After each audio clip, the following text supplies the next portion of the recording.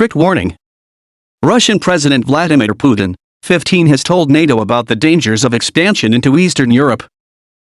According to security experts, the warning is a reality in the current Ukraine crisis. Russian President Vladimir Putin issued a stern warning during a speech in Munich 15 years ago about the dangers of NATO expansion. That warning has come true in the current crisis in Ukraine. On February 10, 2007, Putin delivered an important speech at the Munich Security Conference in which he criticized the expansion. Post-Cold War NATO eastward is a serious provocation that risks sparking an arms race and breaking the West's promise not to thrive.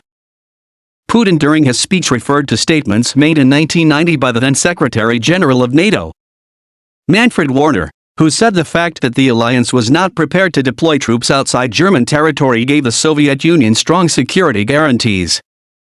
Putin, in the same speech, later asked, "Where are these guarantees?"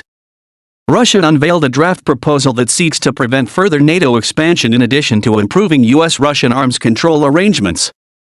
Although progress has been made in negotiations on several issues, Moscow feels the United States, U.S., as NATO leader has ignored most of its most critical demands. The U.S. has not only ignored Moscow's demands but has even deployed more troops to Europe in recent weeks, claiming that Russia is preparing to attack Ukraine.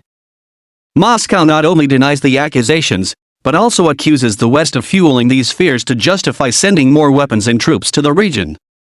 Putin's warnings, included in his 2007 speech at the Munich Security Conference, NATO's eastward expansion resonated loudly today. The current crisis can and should be avoided. The U.S. and its NATO allies are to blame.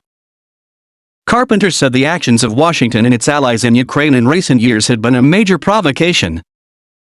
Besides the arrogance of extending a strong military alliance to Russia's borders, they interfered in Ukraine's internal affairs to help overthrow the elected president and make the country a political and military client of the West, Carpenter said.